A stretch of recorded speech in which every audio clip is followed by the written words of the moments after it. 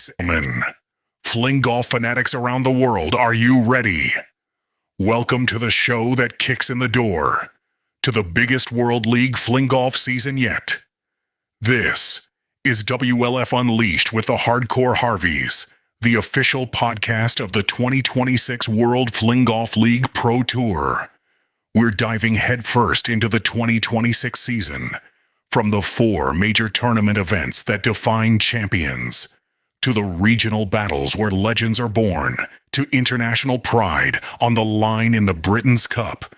You want the inside scoop on WLF? We've got player interviews, venue breakdowns, and exclusive updates straight from the WLF commissioner himself. But we don't stop there. Whether you're chasing a title or chasing your first perfect fling, we're bringing you tips, techniques, and proven practice strategies to level up your game. Every throw, every round, every time. This is more than a show.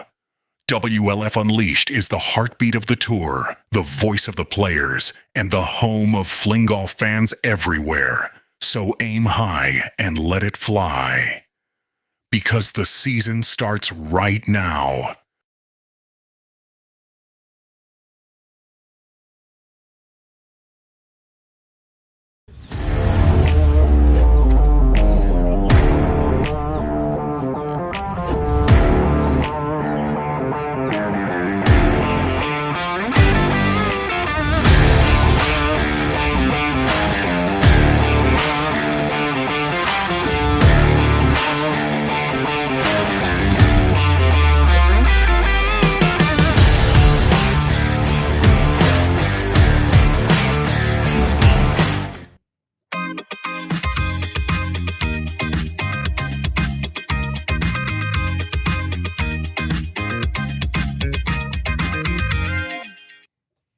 All right. What is up, everybody? Welcome to WLF Unleashed, the podcast, episode number 1, the kickoff to 2026.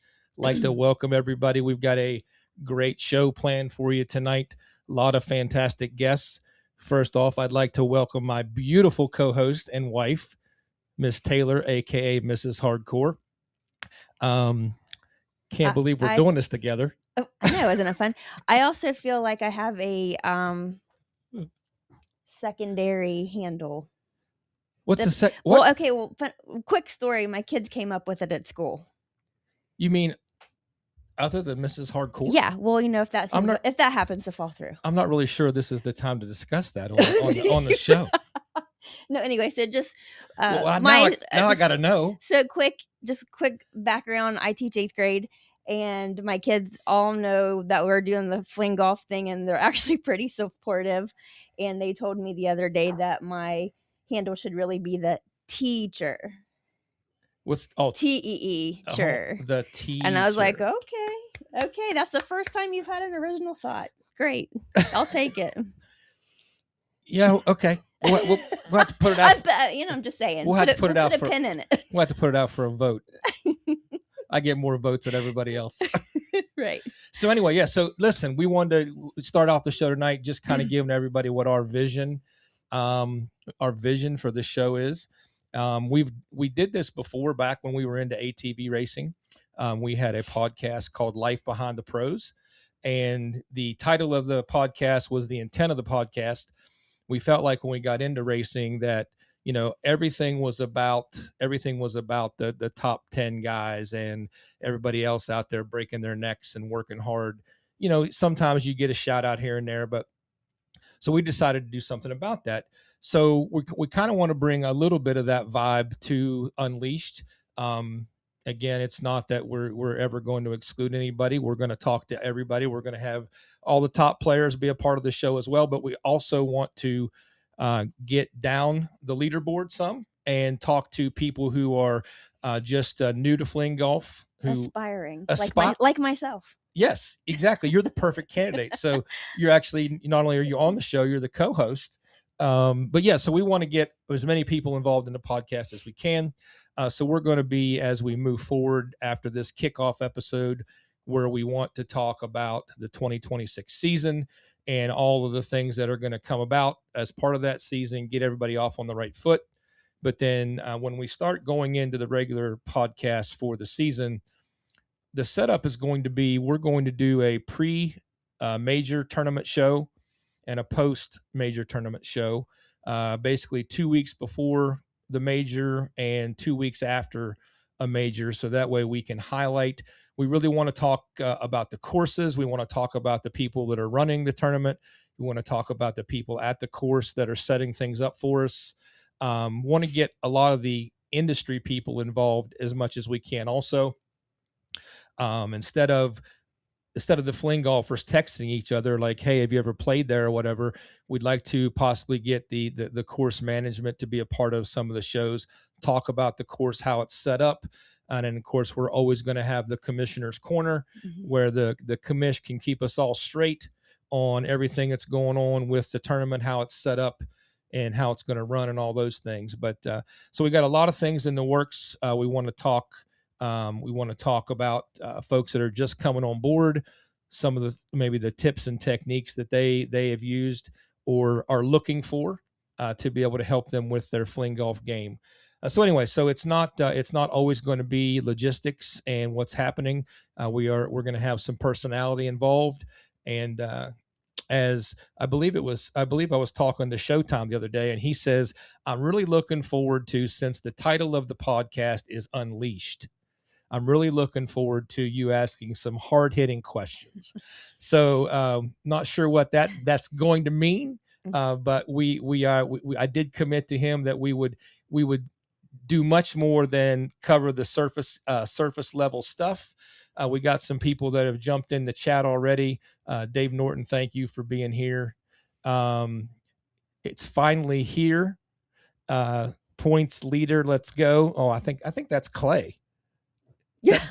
So that's my son, and when he helped me with the other podcast, and whenever we went over results, he always had a voice where he was talking about the points leader. He did say it like that. He did say too. it like that. All right, so Frank here. This is Mr. 3D Keychains.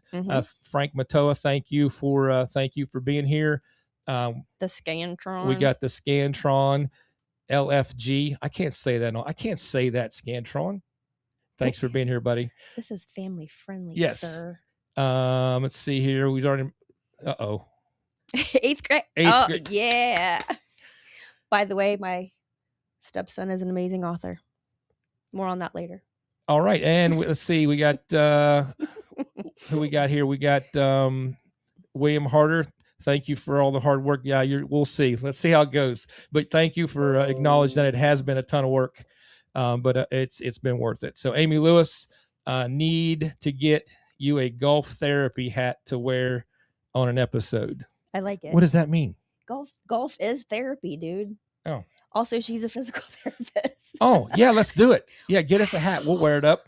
Speaking of hats, thank you to Crafted MFG for the hat again. Those of you that were not part of the entry episode, appreciate them coming on board. All right.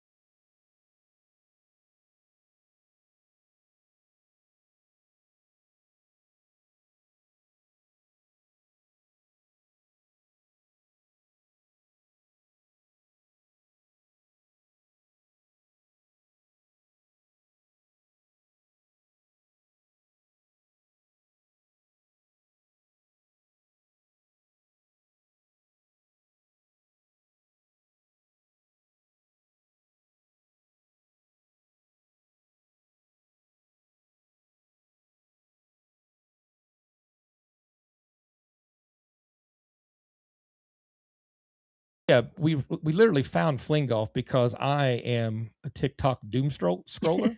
It's true. And like all of a sudden I remember I'm like looking at it, and I showed you. I'm like, what in the world is this? So then I went down the YouTube rabbit hole, and the rest is history. I bought a stick, then I bought 2 sticks, then I bought 4 sticks. So now I got all the sticks. And so anyway, so all right, so we've got a little intro here for Alex Van Allen. Hope you enjoy this, and we'll get ready to bring him on.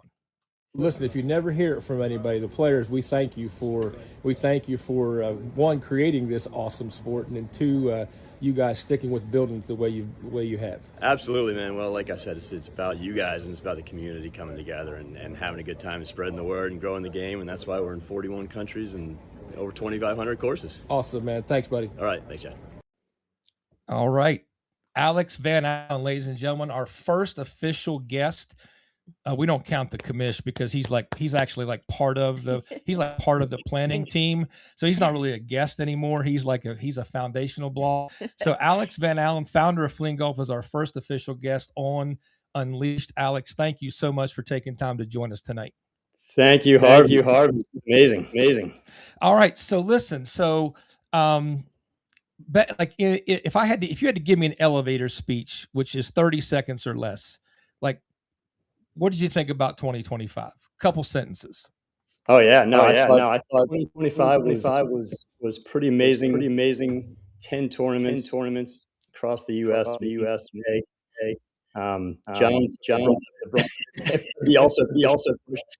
It was spread. It was amazing. We spread an incredible foundation. Like the way we're going forward, but really.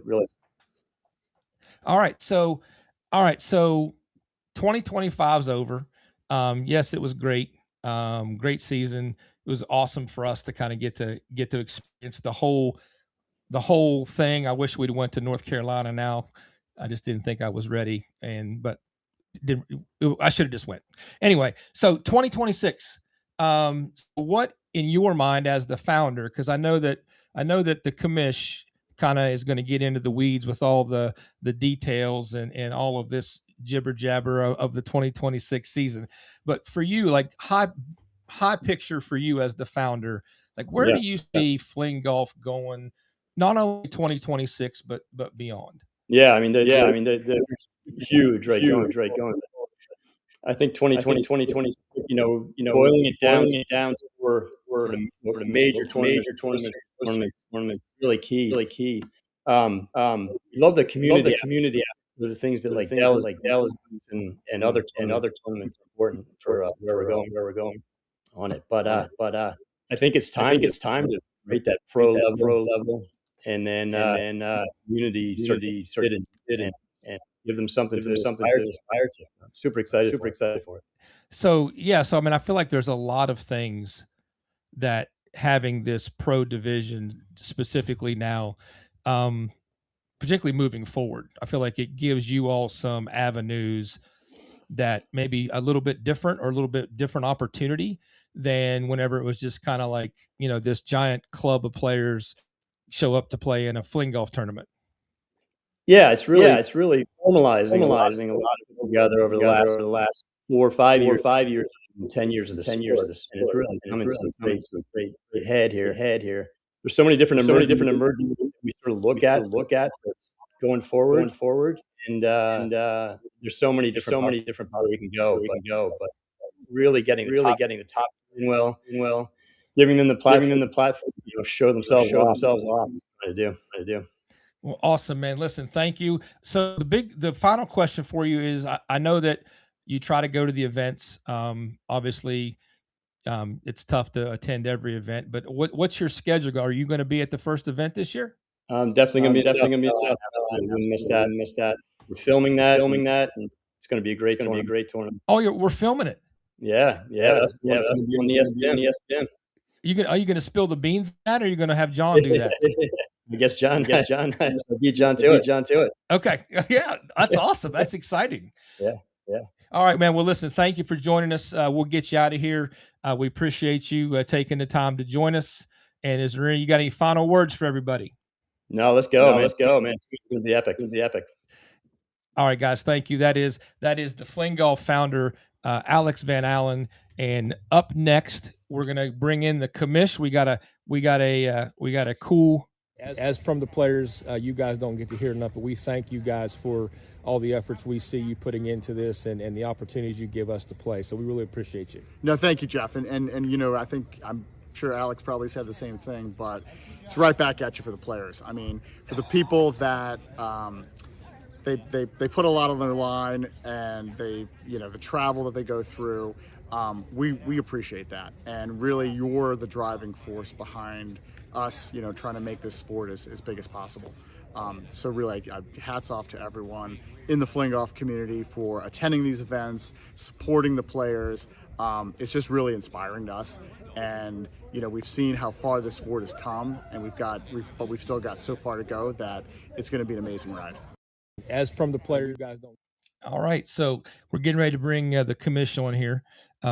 So listen, you've got to do a better job of keeping me on time. I'm running 2 cell phones and an iPad at the same time, sir. All right, so we're gonna bring the commission himself on here. This is where we start getting in the weeds. So we'd like to welcome now the WLF commissioner, Mr. John Prulidge, to the show. I feel like that comment was directed because John's next. Well, listen, everybody has told me when I said I'm trying to keep the segments at 10 minutes, they're like, there's no way you're keeping John at 10 minutes. So, wait, hold on, John. Reference. There you go. All right, go ahead. I really feel like I need a clock or something like that. I can take a look at reference. Keep my comments on point. We're doing a countdown in our head. Excellent. So yeah, we know we have an echo, folks. We're not sure. We haven't had it before, so there is something we've done different, and we have pushed the limits of our technology abilities to get this far. So I'm not sure if it's on our end or if it's in one of the guests' end or what we're doing wrong. But so anyway, so we'll try to muddle through. So all right, so commish. So Alex kind of gave us the vision. It might be the cell phone. It might be our cell phone. No, they're off. Oh, okay. All right. Anyway, so the 2026. So we now have 2 divisions. We've got a pro division. We've got an amateur division. We've went to 4 majors, 2 regionals for sure, the Texas 2-Step Open and the West Virginia doubles championship. So 2026, tell us about what's going on. Well, the big thing is the creation of this divisions, and also really focusing these national pro series tournaments. To have going from 10 that we ran out of directly from WLF to just these 4 that we're really going to focus on. I think it's going to really quality, as well as focusing everyone on tournaments you need. If you're really serious. That being said, they're going to be open tournaments, and amateurs are definitely welcome to these. But I think having this pro division is really exciting for them. As Alex said, it's really a culmination of building towards the last few years. I think it really isn't that we're making this segregation right off the bat. I think the thing to keep in mind is one of the most exciting things is people that join the pro over the course of the year by performing well in these pro series tournaments, as well as showcasing in regionals as well. So the big question we seem to get a lot immediately is, well, if I'm an amateur, can I end up playing in the pro division? Yeah, and the answer is absolutely yes. It's going to you're going to have yourself. And really why we created the pro division based on existing rankings. So those have proven themselves in the past several years. If they want to make that part of pro division. Those that may have not competed in a tournament or have competed in one, but are really like, after getting a taste of competition, they're really looking to improve their skills. Those are the kind of people that we're going to have a system in place so that if you can perform well, if you can make those day two, get those day two slots that we're going to have in each Pro Series tournaments. You're going to be a pro. You're not even have to wait a year. You're going to be a pro, mid-season. And I think that's because we're making the segregation at the same time. We know the life of the competition is all the people sort of competing for the first time, and then really there unleashing their passion and following on and going to tournament after tournament. And that's we don't want that. We don't want that. So this is definitely provision is a work in progress, but it's going to grow over the course of the year, and it's going to get even more competitive by years end, which would be a great thing. All right, so in the effort to ask some hard hitting questions, as I was asked about. Here we go. So you probably already know the question or the questions is the coming. Part, right? This is the unleashed part. So I know that if you probably had your druthers, we'd probably still be using the Reggies because I think you really like them. But what is your thoughts on what do you expect to see as we venture into tournament season without the Reggies? Jeff, I'm really excited about the fact that we're not using how it's really just to see what happens, and the effect it's going to have.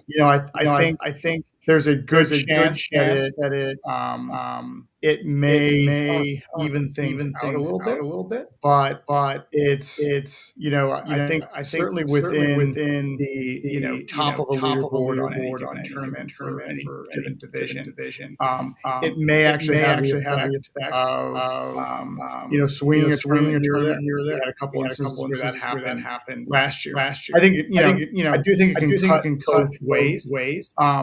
But I think the way I look at it is over the course of the season, in my mind, I think the Reggies are really affected the overall standings and rankings. But within one tournament, they could definitely swing. So I love the drama of the competition, and I'm excited to see it's a different kind of drama. Well, listen, in your defense, I just from being in athletics my entire life, I do foresee foreshadowing that there now is going to be situations where whether guys will say it out loud or not, in their mind, they may be thinking, if the Reggie was still here, I might be able to get back into this thing. No, I think that's definitely Jeff, and that's going to be the interesting thing. What I like to do is when we make changes to the rules, we don't want to do anything without really thinking it. But at the same time, I'm definitely open to trying new things, and then learning. The whole point is through this. How do you learn from tournaments? How do you make this better? How do you make this more exciting? While being a fair platform for competing. And that's sort of for a lot of things, a lot of help. Players and out people. That's always the sort of my mind is how do you approach from that vantage point? Never make a rash decision, really think through, but also you don't ever want it to be. So like I said, I was thinking about the other day, and I'm like, it's gonna be interesting. And I think there will be people that, like you said, they probably won't say it out loud. Or certainly they won't say it to my face. But they maybe wish they're in the back nine on day two, and they need to make up some strokes, and a couple par threes come up. They don't have a chance to two-stroke swing. But that being said, I'm excited to see how the season unfolds. All right. So any other twists or tricks or anything different that you anticipate rolling out for 2026? I mean, there's been some conversation around there was some like internet or streaming TV stuff talked about? Has there been any movement on that? Is there anything going on with that? Yeah, so we signed up a deal with Atmosphere TV, and really that should start populating on some pre-existing content on some of their channels, probably before even the tournament. And I think the idea is, in addition to filming this first segment on ESPN, we'll also be filming content, hopefully at every one of these tournaments, to be used in these segments on Atmosphere TV. Atmosphere TV is more like they're in bars and restaurants, and airports, and they run smaller. So it's not necessarily a half hour of a tournament. It's more suited towards montage or smaller segments or interviews. So we're going to try to take a bunch of different content at these tournaments, and hopefully have a lot of content put on the platform, because we think it's going to be they've been growing by leaps and bounds in terms of their distribution. So we think it's a really channel for us. Nice, man. So what's next? What's next for you? Are you involved? How much are you involved with the Two-Step Open? I've been working hand in hand with Dell, because it's a good first test of this sort of concept of the local host really running a regional with WLF. So I think part of going through the motions with Dell on this is trying to come up with this kit, and I think we sort of do it on the fly. But the idea is to come up with effectively a bunch of best practices or options or ways for potential hosts to look at hosting these regional ones, while at the same time understanding and being able to spell out the support you're going to get from the WLF, because these are still going to be WLF certified events, and we're putting on them, and that there's a good reason for that. We want to grow these because, in some sense, these regional tournaments are as important, if not more important than even the Pro Series for the broad base growth, which is really the stage for Flingoff. So anyway, question on Dell. I think people that attend these, that attended other tournaments, there's going to be a lot familiar at them. They're going to be on the Golf Genius platform. They're going to be so they're going to have the digital scoring. There'll be other things familiar, but then there's going to be maybe unfamiliar, where local hosts their sort of spin on it with format change or prizes. So we want to sort of mix of that. Whereas the Pro Series are going to have a lot of standardization. You're not going to have as much regionals. All right, so Alex let the cat out of the bag, or maybe I'm the only one who didn't know. So ESPN is going to be filming at Old South for the first round. They are. So we're gonna have a camera crew to put together a segment. It's going to be Harry Checkmore again.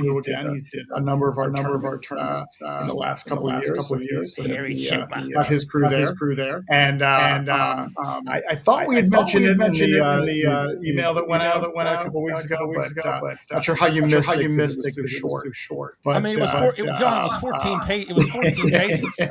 Like. That's far beyond my attention. Half of a dissertation. Yeah, she'll tell you if it's more than a paragraph, I'm probably going to miss it, or I'll read it for him. Exactly. Thank you, Taylor. But at any rate, that is definitely going to be there for the Low Country Open, and we're excited about another segment together, fifth year on the Ocho. All right, so in line with ESPN, is there this might have been on page like 10 or 11, I just missed it, but is there a long fling scheduled for this year already, or is that in the works?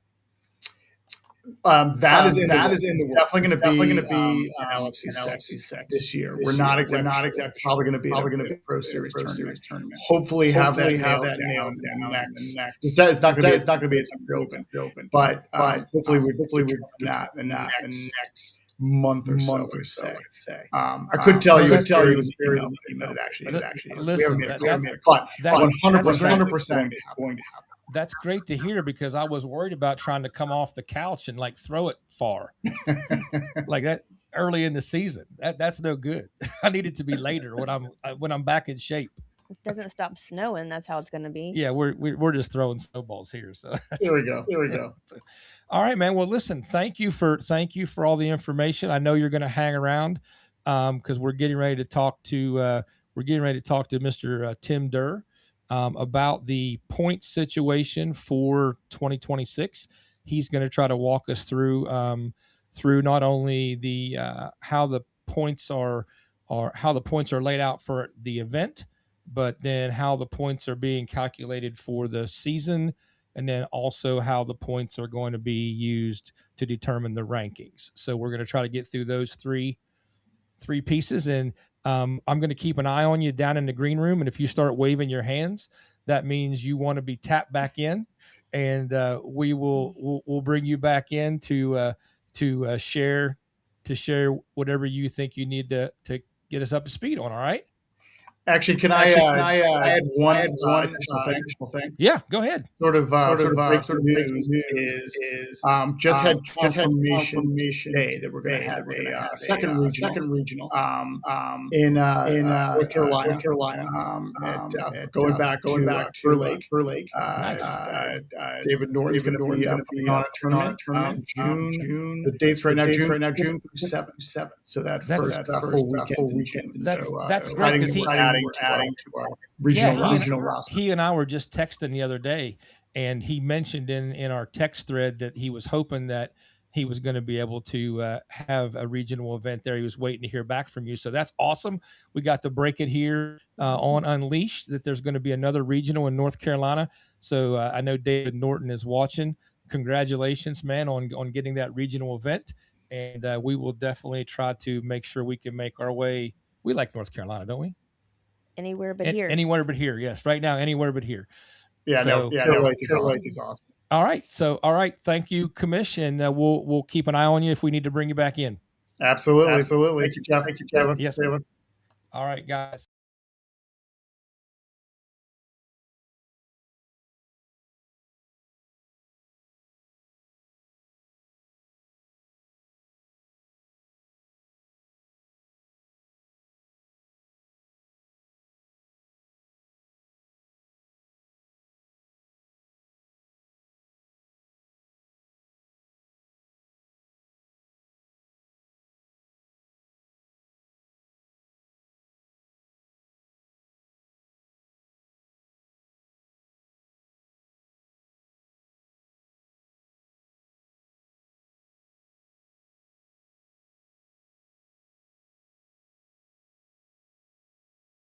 All right, Tim, welcome to Unleashed.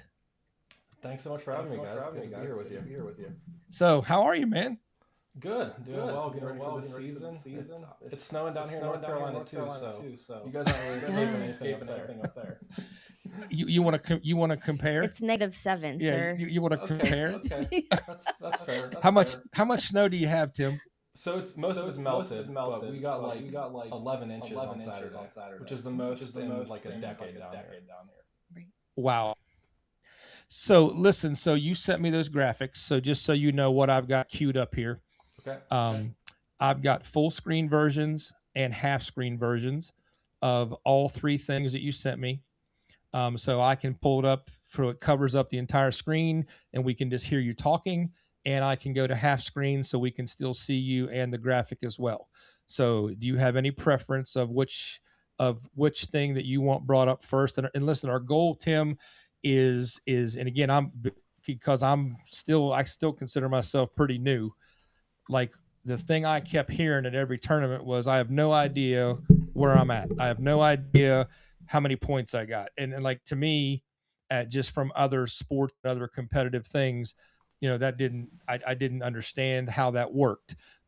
So hopefully I asked you if you could come on and try to give us a path where if I go to a tournament and I finish fourth, on the drive home, I kind of have an idea of what kind of points I'm getting. So that is one of the minor goals for this year. Okay. There are changes to the points and rankings just with the whole pro committed movement happening. But that was an aspect that we considered as well was not make it full napkin math, but make it an improved kind of understanding of I finished here and this is what I can get. So if you want to throw up a full screen graphic real quick, I can talk through high level and then we can come back and you can ask the questions that you have or you might have. Can I put up, do you want the points chart at all, or do you not want that one? Let's skip that for now. Let's just go to the kind of points overview one. For the season. Yes.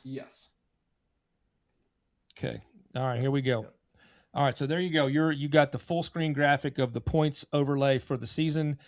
Let you take it from here.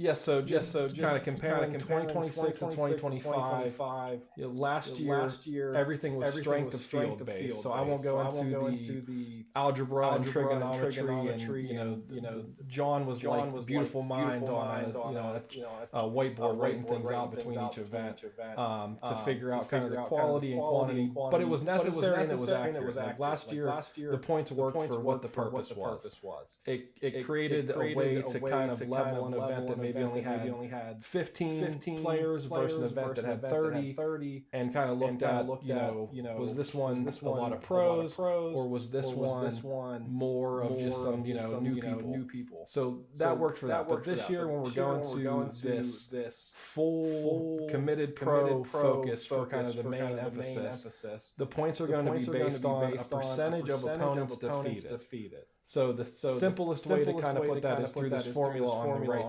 side. And so if you finish third in the 26-person field, that's the math that you have to do to kind of get what percentage you fit into. There's a chance that it tweaks a little bit from there, that maybe you don't get exactly 90 points, maybe it's multiplied a little bit, maybe it's 920 points, or we'll see exactly, but that's the baseline calculation that we're going to utilize to get your points. So third place in that field will be 92. If you change the numbers and say, you beat 20 people out of a 26-person field, then the math will change a little bit based on that. That's a departure from last year where it was a strength of field calculation and then a percentage payout off of that. So it's aiming toward being more direct while still having some scaling for winning and a proper scaling for a larger field versus smaller one, but the emphasis is now on just who you finish ahead of, as opposed to all of the kind of strength of field quality and quantity information that we had in previous years. All right, so there I brought up a half page graphic where we can also still see you. So are the points, my understanding is it's still going to be dependent on the number of people in the field. Is that correct? So it's always going to be based on total participants. Yeah, and so that kind of takes away from the it used to be total participants plus the quality of those participants. So if the top 5 players were at an event in the men's field, it would have a higher weight compared to if players 14 through 20 were the top players who showed up. This year with the committed pro field for the majors, knowing that we're going to have the majority of the men's, women's, and masters who are committed to the pro at those 4 events. The decision was to shift away from that kind of strength of field balance and just get into how many people did you finish ahead of, since we should expect similar numbers for all 3 divisions at each of the 4 events. All right, so somebody put in the comments that your volume is pretty low. I don't know if there's a way you can turn that up. Yeah, let me see. I saw the echo complaint, so I was trying to keep it off a little bit, so I wasn't screaming over top of myself. Let me adjust this real quick. Has some comments about that. All right.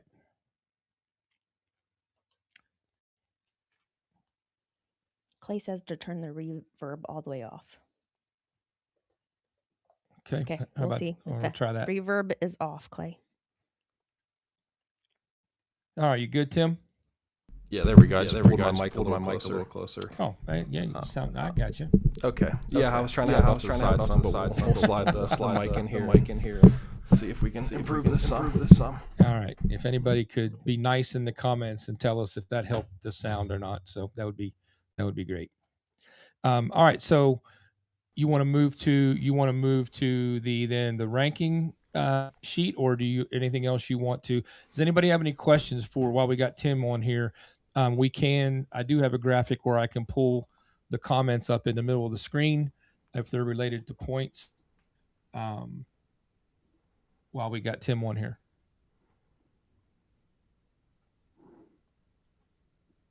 Going once, going twice. All right, so then let's move to the full screen graphic of the rankings, Tim. So there, the full screen graphic for the ranking system is up there, and then I will put you up on half screen here after you've had a chance to chat a little bit. All right, I'm still seeing the 2026 points over top of the corner of it. I do see a comment from Frank about how a beginner gets scored into the rankings. Okay. So there we go. I see the 2026 points up again. So to answer Frank's question, it's really just about attendance of regionals help some, but it's really coming to those pro series events because they are open events, so anybody can sign up. And then there's going to be kind of a qualification of finishing above a certain threshold to get qualified and probably attending two events and finishing in the top half or part of the field or making a cut. We'll kind of work with that. So I know John's still finalizing some of those specifics, but it's really about attending those major events. Does that answer your question? All right, here's a good question for you from the Hoot Man. He says, I want to know, speaking of hard-hitting questions, he says, I want to know specifically what it takes to overtake Sam. Hooter, have you heard of Nancy Kerrigan? Baseball bat in the shins. Frank said, good to go. Thank you. Perfect. All right, so I'm going to then pull him down, and then I've got your rankings graphic. So now you should be seeing the rankings graphic. Yeah, so the rankings I would say are a little further from being finalized than the point system, but the specific is still around pro events. The majors are going to be 100%. That's going to be the focus of the season. A regional event will still count toward the rankings. Because just to kind of start off and clarify, because I know this is a question we get commonly, is like there's points, there's rankings, and there's standings. So points count for a specific event.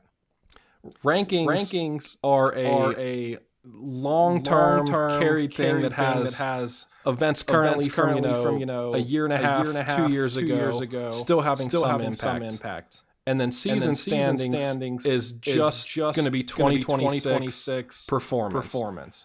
And those standings could be they'll likely be broken down into pro, top amateurs, maybe some rookies, some regional rank or standings. But they kind of split up that way. So the rankings specifically are going to work to properly weight 2025 events.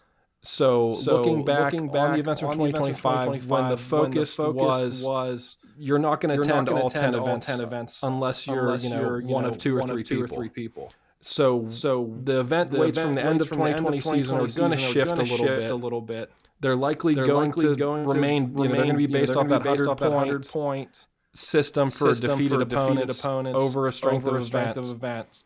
And then there's the pro performance at regionals are going to be different and maybe excluded sometimes because we want to give people at regional events a true opportunity to show up and play. We don't want Sam to go to every regional and take all the points. And it also likely won't improve his ranking because the regional is going to be worth less than a major event. All right, so I have a question on this. Yeah. So I get what you're saying, but and it may not be finalized right now, but so there is still some, even though maybe small, there is a benefit to trying to go to some of the regionals, or I mean, like the way the points worked out last year, and I'm not criticizing anybody at all, but like there was a couple events where like other players said you probably shouldn't even go. It could hurt you if you go and you don't win. Like, is that scenario still in place, or is this? So no, that is going to be decreased to an extent that a top player, or even I would say a top 20 men, probably top 5 to 7 in the women's and masters. Going to a regional is not going to negatively impact them, and it also probably isn't going to positively impact them. If you're going to a regional, it's more so because you live in the area, you want to support a fellow Flingers event, and you're really just going to get some warm-up practice for a major. So for committed pros, it's attending the four major events. The regionals are just kind of a nice nuance that maybe toward the bottom of the pro rankings could give a minor boost, but it's going to be more focused on the majors. The regionals are there for amateurs and a pathway to get up. So we got a question on screen here from Jared. He says, so regional events will count to overall ranking. If so, how much less are the points worth? How much less are the points worth at a regional? So that will be dependent on the regional. So it could be as much as 10 to 15%, or it might be a situation where that regional is only counting toward an amateur standings or not really being calculated in the greater rankings if it doesn't meet a turnout threshold. So there isn't a firm a regional's worth 10% of a major. It's going to be a bit of a sliding scale depending on the turnout at the event and kind of just some other factors that John will have more to say about when he sends the email and all of that. Well, we should do an over-under on how many pages that email will be. It'll be over. All right, so we've got actually, speaking to Sam, he's got a question or a comment. How will our previous rankings transfer into this new system? So I think what he's really asking is, he's still number one. Likely. So the previous rankings are really going to help inform kind of a starting point for 2026. And that can be done of two ways that are more nuanced than it's worth going into. But basically the focus is to properly weight 2025 based on the quality of those events and how old those events are. Similar to how the system we used to use. Once we get that set, then it will transfer into 2026 with 2026 becoming more important very quickly. So if you're Jacob Hooter, who's on my screen right now, and you're ranked fifth, and you go win those first two events, you're gonna be third or on the verge of first or second, because 2026 is gonna have a higher emphasis much quicker than kind of the starting point. But we can't just go clean slate, pro division, everybody's at zero. So we're kind of using 2025 and past events as a starting point to understand where you're at and kind of lead into 2026 rankings. So a lot of people will still be at the exact same spot, and some people might be like you're sixth right now you're eighth, but it's so close that a good performance at event number one will put you back in your spot or even higher. I got you. All right, man. So I don't see any more questions right now. So anything on the points or anything like that that you would like to get back into?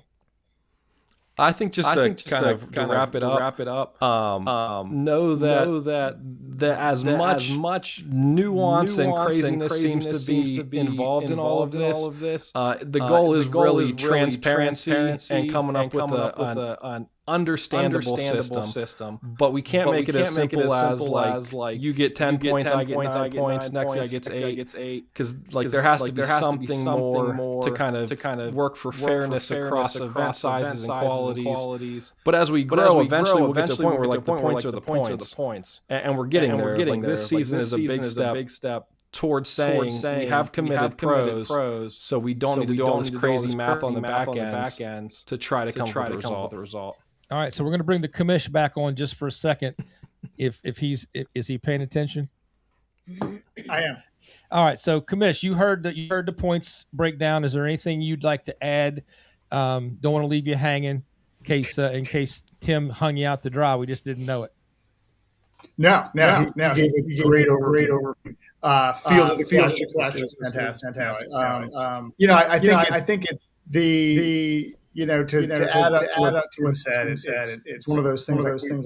We try to make it as straightforward as possible, but with the caveat being as possible. Because really, the goal of the end of the day is you want something that doesn't produce crazy results. And the system that we had last year, I thought in my opinion was really delivered, and it was in a great place. It was very complicated, but using the field, it actually became pretty accurate and predictive as to where people might finish. That being said, like calculating the string yield, I put a lot of effort into those individual calculations, and at some point it became more sort of art than science. So the idea is this year really more formulaic. So you don't have that subjective driver to how much time it actually counts towards. There's still aspects of that, and we're still figuring out this with regionals.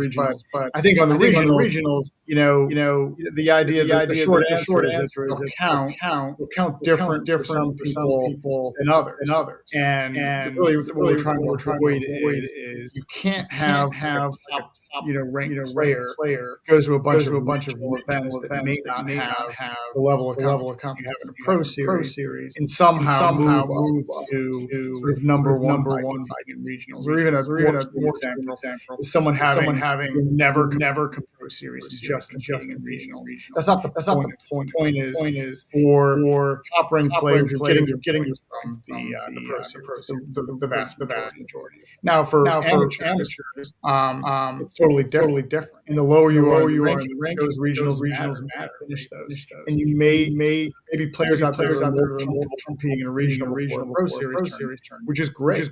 But any information you have sort of in a player database, how you competed in a tournament is relevant. So for those people to count. Well, more details to share on that, on the real nuances. But I think Tim did a job of the overview. Fair enough. All right, guys, thank you very much. We're gonna try to move on here real quick. So appreciate both of you for taking the time and all the efforts you guys have put into getting that information together for everybody. We definitely appreciate it, and we are going to move on to the social media influencer guru, YouTube specialist, Gary Callis Jr., and we got a little intro for him. Here we go. We got user review right here. What's your name? Gary, Matt. Pleasure to meet you. Yeah. All right. Massive fan of you. Thank you. Gary's going to do this. You look good. Thank you. All right. What do you like so far? So with GS Pro, what I'm loving about it is the seamlessness of hitting shots. We've seen with certain launch monitors in the past that when you hit a shot, you do have to wait a little bit in order to actually get the responsiveness and the feedback that you need, get all your numbers, all that good stuff. Well, that's not the case with this guy. So the moment you hit a shot, it's instantaneous. You get to see that ball flight, everything that you need on the screen. All right, we got data here. We've got the GS Pro software there. Oh my gosh, dude's got some speed. Pulled the hell out of it though, but that's all right. I don't really care about the shot. I care about this. Yeah, you see the club, toed it a little. So if you happen to be a coach or someone that just wants to get better at the game of golf, showing your students that, showing you exactly how their ball is moving through space, through contact with the ball is going to be everything. So We got user review right here. What's your name? Gary. All right. Gary Callis Jr., man, welcome to the show. And dude, I just can't even explain the emotions I have watching that YouTube video of you getting to hang out with Mr. Short Game. Like, I have watched that dude for years. Like, and I told my wife and told you before the show, like, that's the reason I wanted to go to the PGA show. One, to represent Fling Golf, and two, I'm like, Mr. Short Game might be there. And not only was he there, you're doing videos with him. I mean, sorry. You don't hate it, do you? The one thing I'll never get used to is hearing my voice on videos. Well, listen, you told me that was cold, man. You did an awesome job for him just walking up to you as you were just happened to be there messing with the simulator. And like, next thing you know, you're in a YouTube video that gets like 200,000 views. Thanks. I appreciate it. All right, man. So listen, we wanted to have you on the show because you are the guy that I feel like if I have social media questions or how to promote something, and as you may have seen following along, we were really trying to come up with this concept that we need this entire Fling Golf community to be social media, maybe not influencers, but at least social media knowledgeable, so that we can, instead of 4 or 5 people trying to push this rock uphill, we get 50 people trying to push this rock uphill. And I don't know that I think that a lot of people are like, I don't think they're against it. I just think there's a level of uncomfortability with it. Or they just don't understand that it needs shared. Right. Kind of like tonight when we don't understand how to fix the microphone situation. So here we are. So listen, talk to us a few minutes about your journey with that and maybe some things you could recommend for people that could help push Fling Golf forward. All right. So first thing first, I apologize in advance. I know the echo has been a bit of a plague. So I'm going to keep my voice a little lower, and I've also turned my mic down. So, but first things first, if you're on a podcast, you got to wear stuff that you're sponsored with. Shout out to my guys at Tally Tumbler. There you go.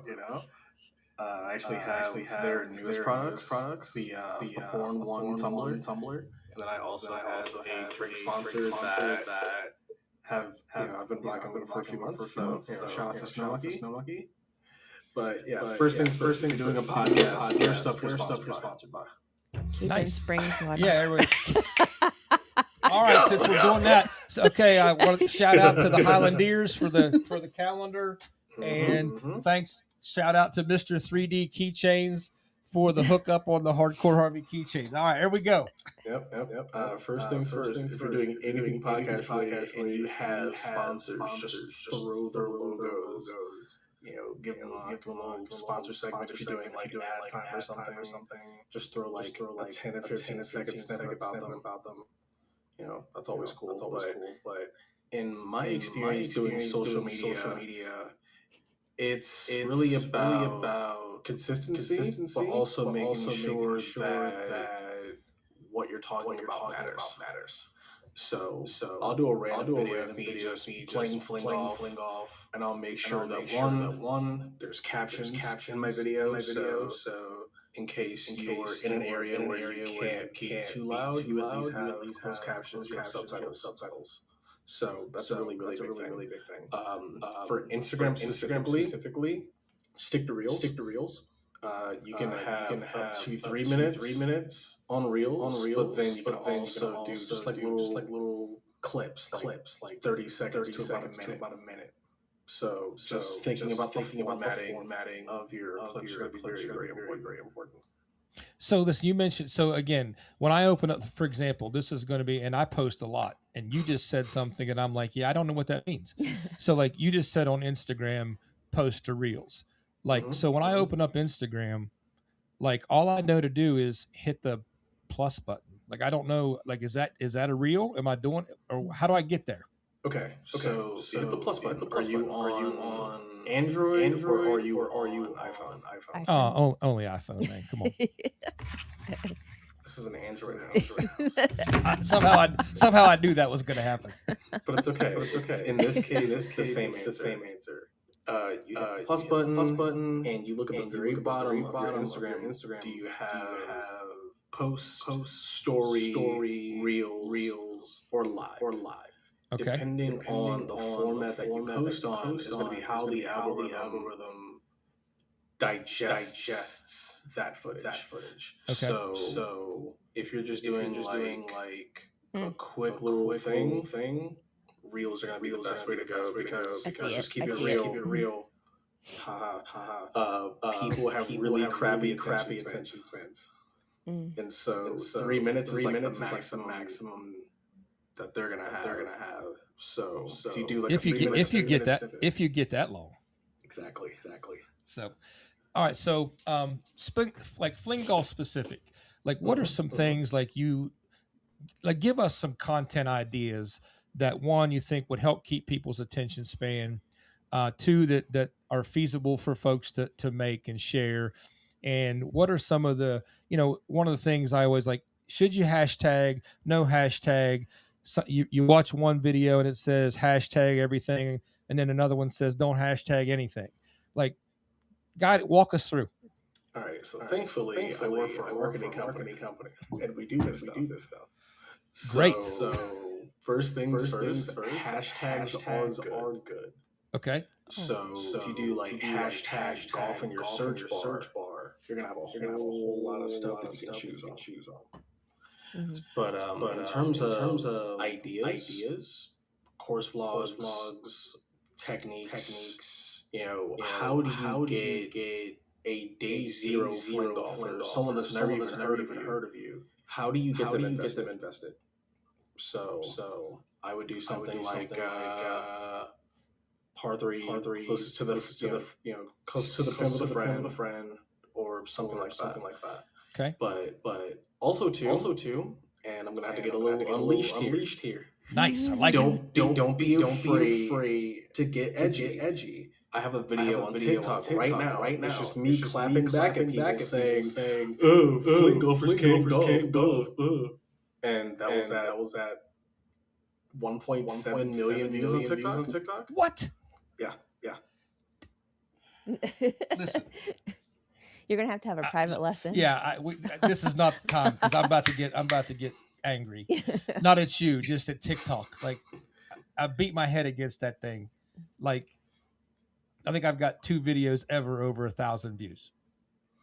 I mean, it's a matter of posting often, and your content doesn't necessarily have to be perfect. It just has to be authentic. I got you. One of the things that really grinds my gears is when people try to artificially portray who they are. We're in a very unique perspective with a very unique value proposition.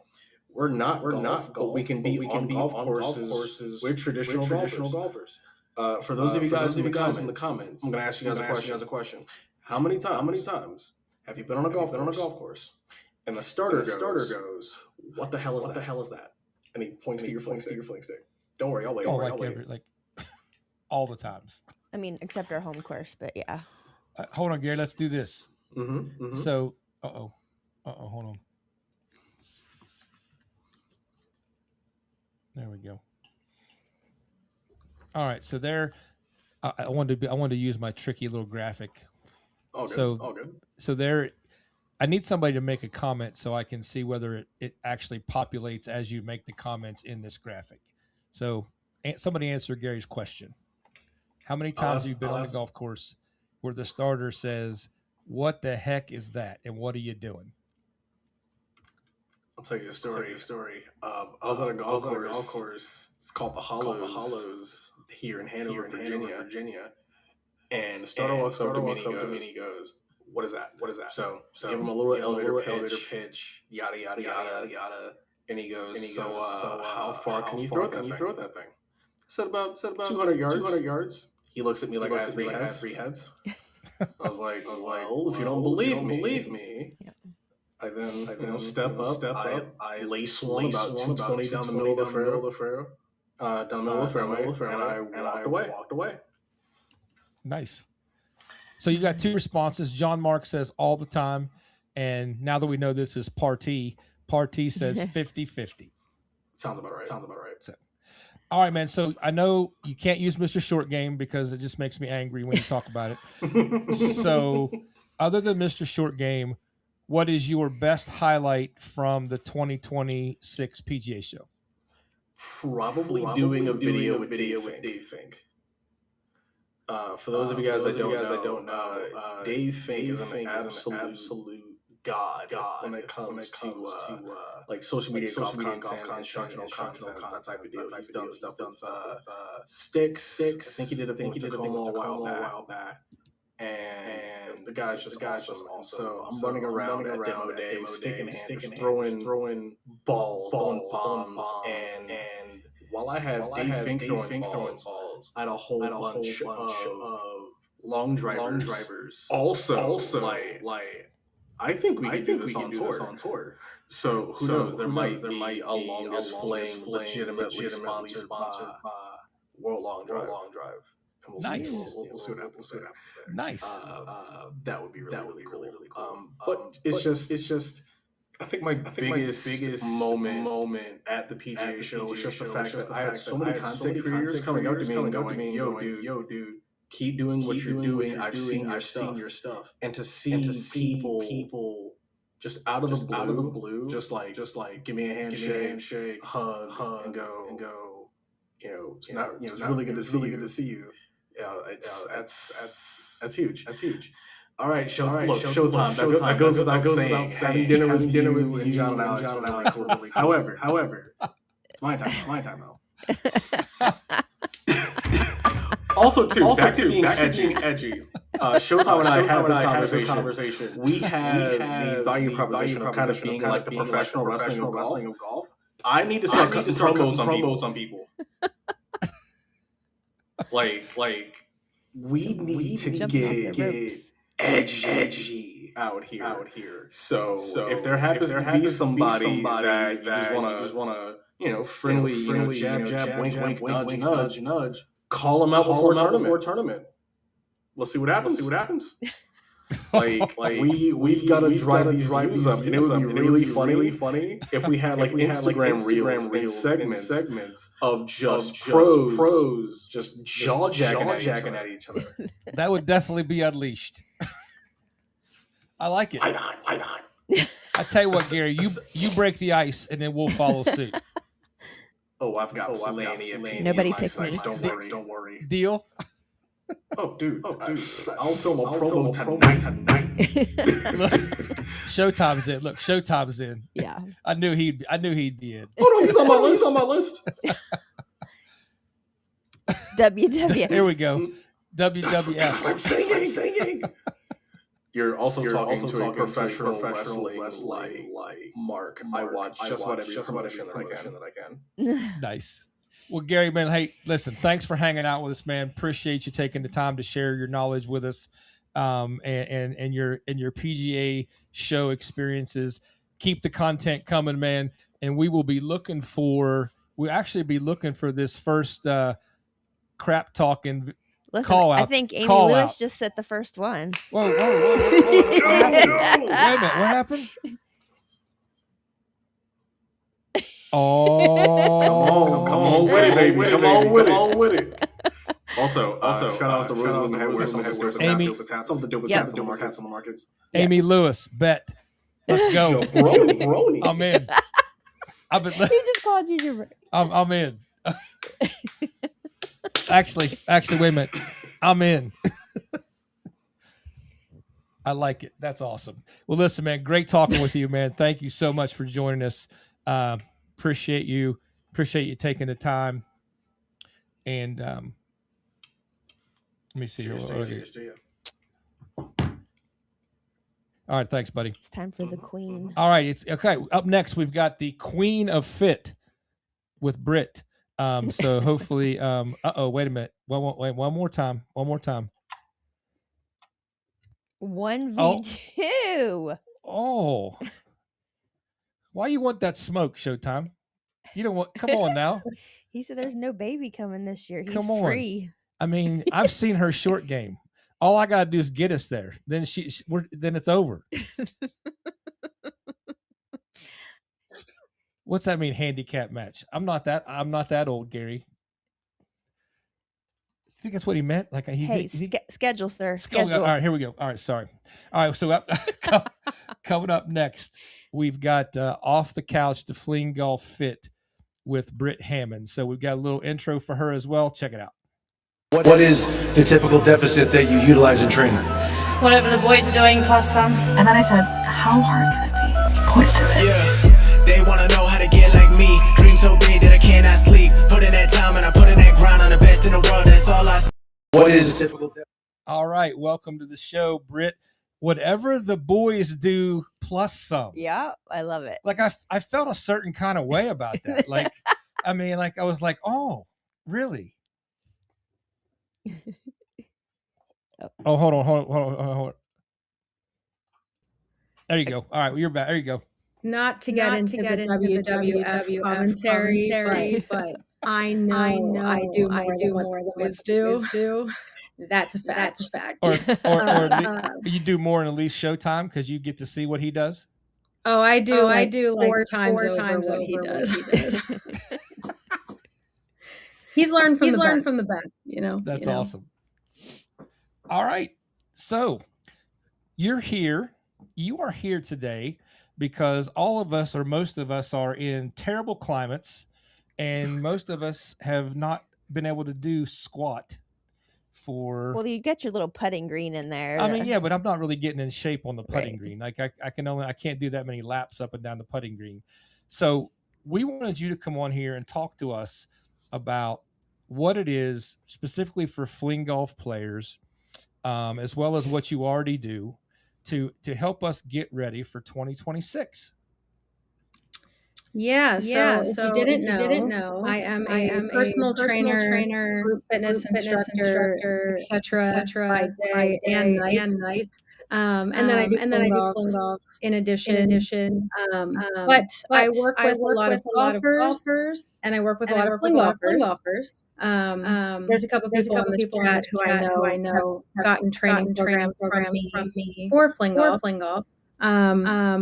But I know most don't really know where to begin when trying to begin a training plan for fling golf. So a couple things that I wanted to give today is stretches and some strength moves that you can focus on like right now. Okay. So couple things. I know there's been comments in the players group about what muscles are used in fling golf, what you should be working on. So you do want to work out full body, but like what does that mean? Core strength is a top priority. I know you love to hear that. It's my favorite, but he would literally rather jump off a bridge.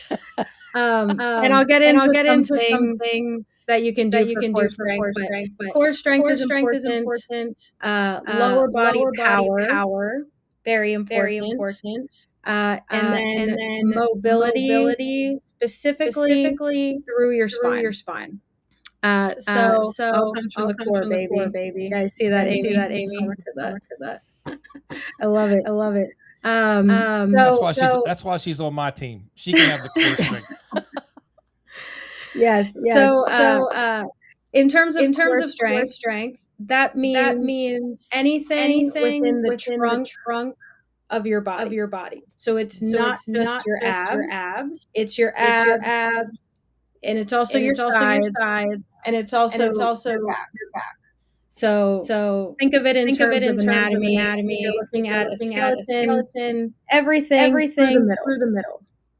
And then lower body power. Want to make sure you've got strong legs, strong glutes, So a nice butt, to match those legs. And then It's a family show.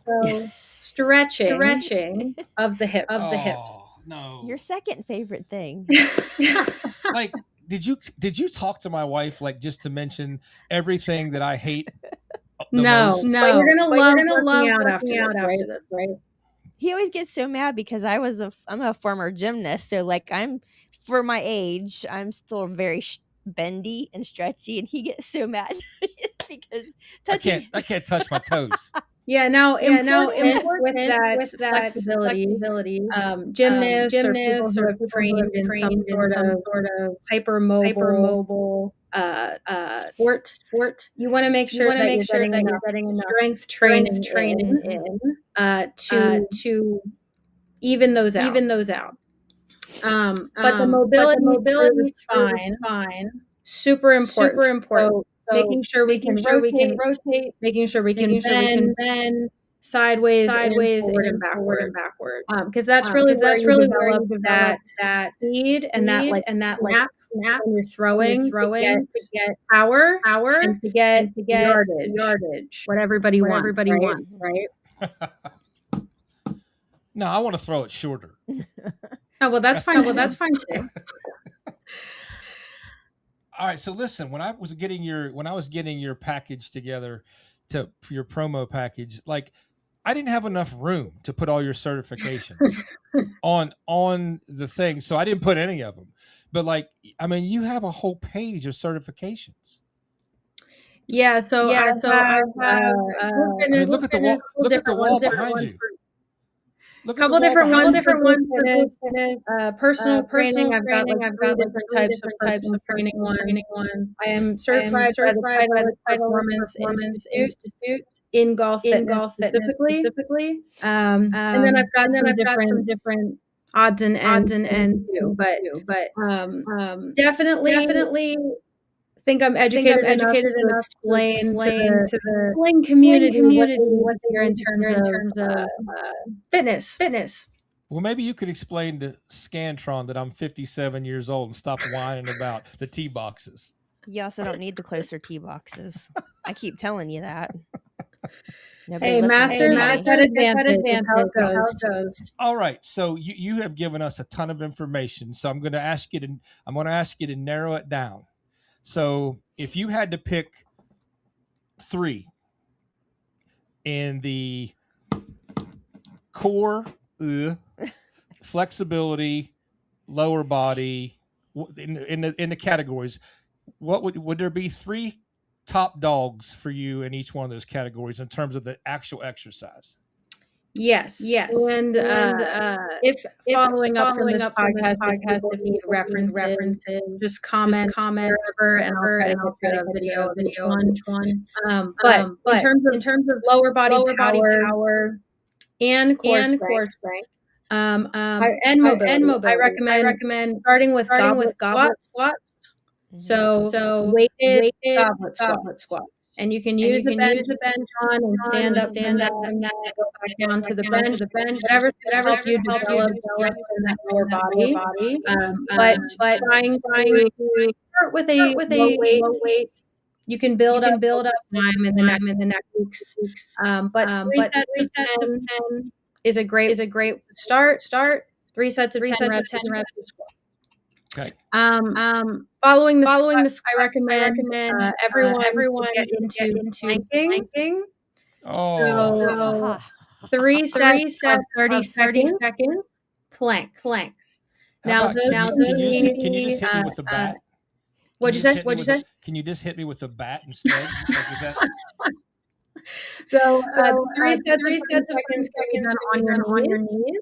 So if you're somebody new working up to the seconds, just try to do as much as you can. And kneeling is fine. You can also do them on a bench. So that it's not as hard as it is when brown. And then if you want to high plank, you'll do that. Hands on the ground, feet all the way back, straight kind of line. So far we've covered goblet squats and lengths. And then after that, I recommend 3 sets of 12 reps of Russian twists. Ooh. What is that? So that's where you have like a medicine ball or a dumbbell. And you go from side to side while you're down. How many? 12. 3 sets. Times 3? Yeah. Okay. I got this. Yeah. And each side counts like a half.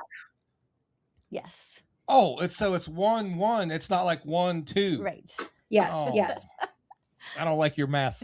We need Tim Durr girl back math. on here. We need Tim Durr back on here. Okay, so those are my strength moves. They all kind of use a little bit of stretching while you're strengthening. So they're more of mobility moves, but really great. And then my 3 stretches that I recommend is open books, which is basically like a spinal twist. If anybody's familiar with that. So basically laying on your side on the ground, and then opening up as far as you can, and then coming on post. So you said that one. I do that one laying down. Yes. That's perfect. There you go. You got to do it while you're laying down. So doing that 3 times on each side, holding for like 10 seconds or so. Side bend, also working on the core, but also stretching some of those muscles. So doing a side stretch, holding it, and then going all the way over to the other side. Doing those 3 4 times on each side. And then lastly, a lunge with a twist. So if you're on all fours, finding a runner's lunge position, and then opening one arm up to the sky. You're being serious. I'm dead faint. All right, so listen, is there any chance of getting this put together where we can like follow up and just put this little 3x3 routine out for people? Yeah. We'll work on that after this end. Okay. Awesome. Very cool. All right. What else? Well, you said 3. No, I'm just making sure I didn't want to cut you off short if you had like something more punishing in the bag still that you were planning on revealing. Oh no! For simple getting started. These are where I would. I've got few that are punishing. Where you at with burpees? Burpees. Where you at with burpees? Honestly, not super accessible. All right, I like that. Yeah, I want to make people working out. I don't want to turn them off. So I usually don't do burpees, even though I like them. That's me. So we did Spartan racing a couple years ago, and we did the trifecta, and like it will make you hate burpees. It'll also make you very mean. I was not a nice person about halfway through the long one. It's the ugliest I've ever seen my wife halfway through a Spartan race. No, those are tough. I did a warrior dash today, and that was hard. Yeah. All right. Well, listen, thank you. Is there anything you want to finish with fitness-wise? Because like I told you earlier, we're definitely going to have you back for the March 3rd show to talk as a player, not as a fitness expert.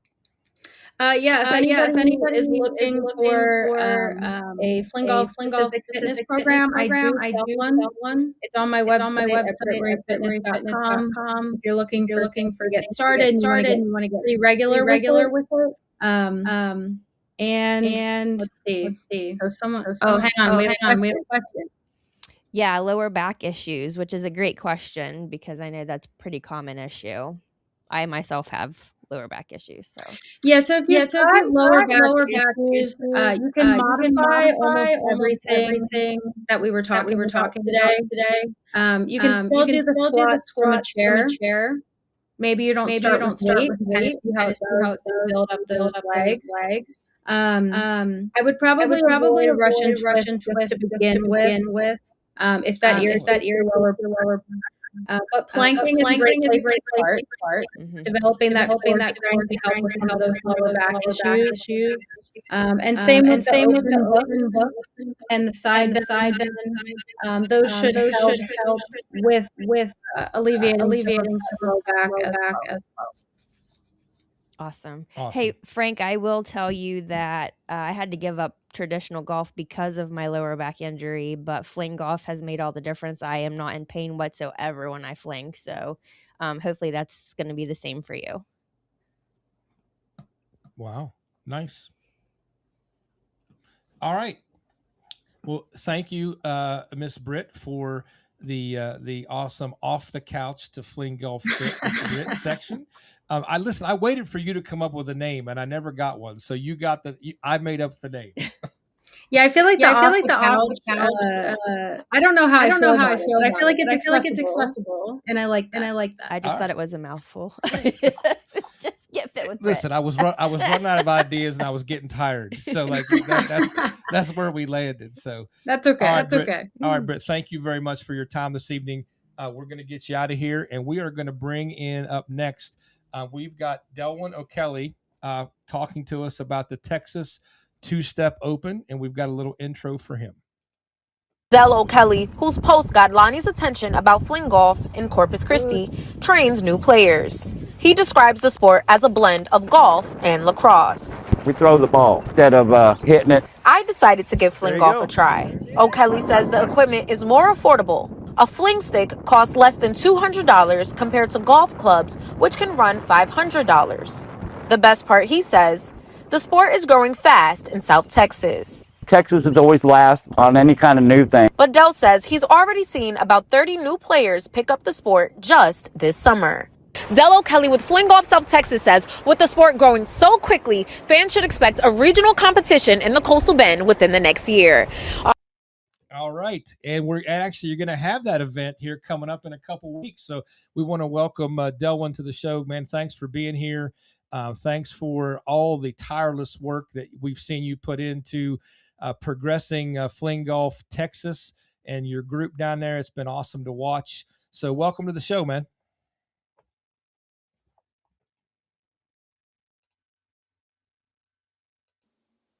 There you go. Go ahead. All right. So how you been?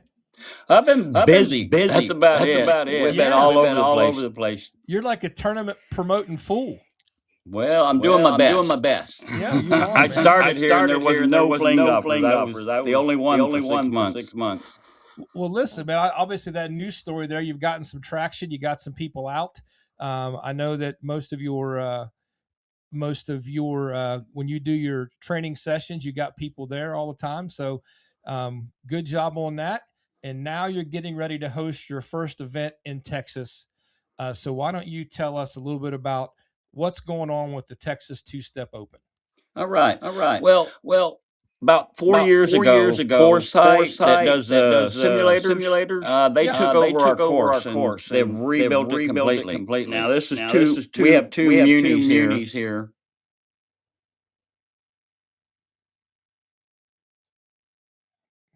Uh-oh, we lost him.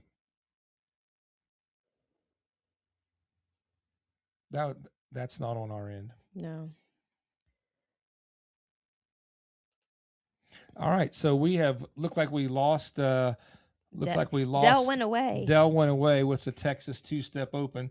So I'll tell you what I'm going to do. I'm going to bring the commish back on because I believe the commish does have some information on the Texas Two-Step Open. So if we get Del back, we'll get him back on here.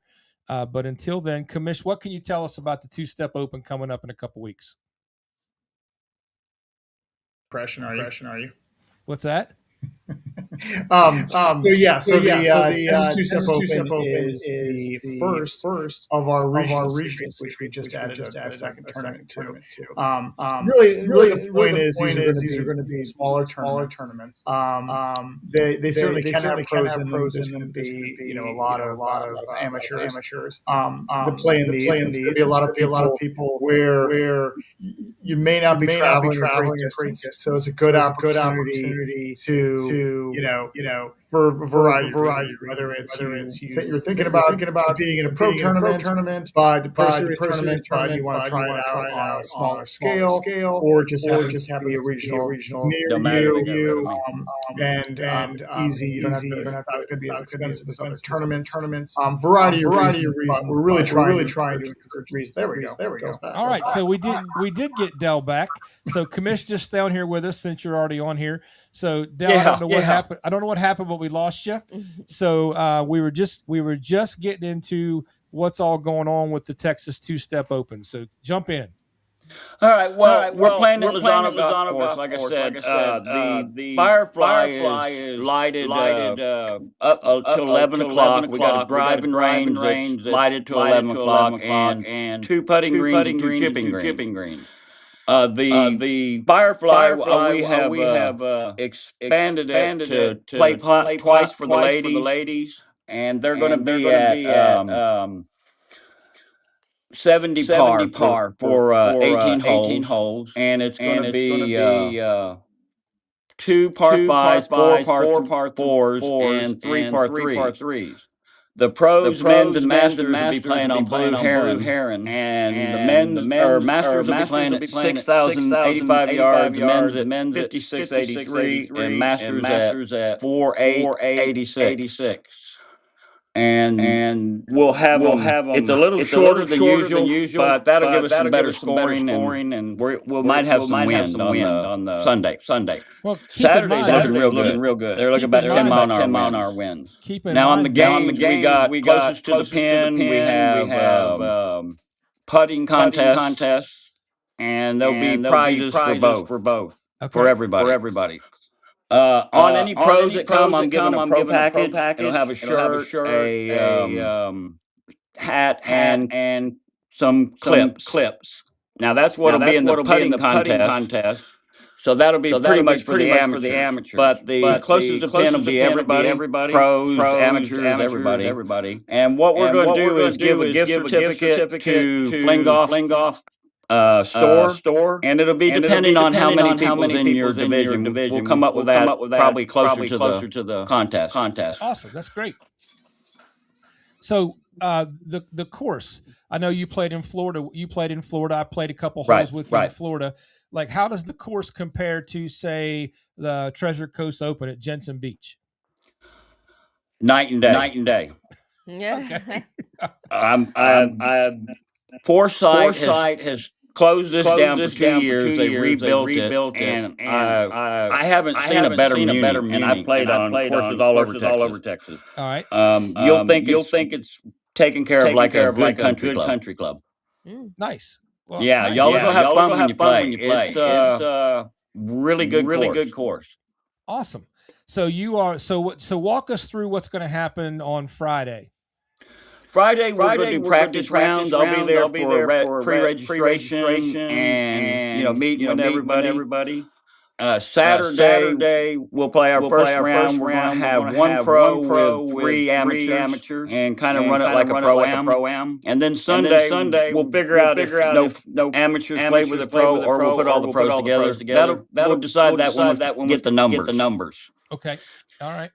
And registration is now open. Is that correct or not yet? Oh yeah, it's open. We've already got 12 people, and I got 2 or 3 local people that are going to sign up that haven't yet.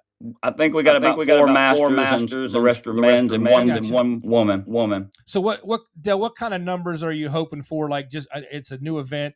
Like, what would you be happy with? Like, what would you think? We're trying to shoot for between 20 and 30. I think that's a good number. Nice. And then, so not only are you doing this event, but there's actually going to be a Texas State Series. Is that what you're also doing?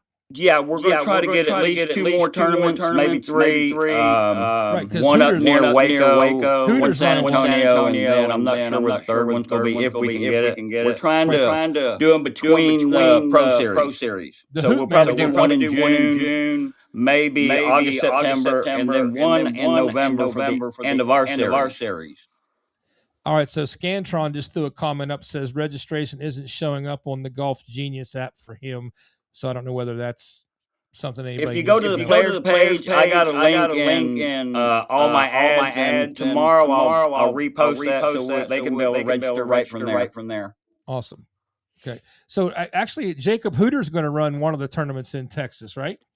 Well, we're negotiating what we're going to do there. I want to give him the option because he's one of our 4 ambassadors here in Texas, and then we got Todd, Naff, and Dave down in the valley.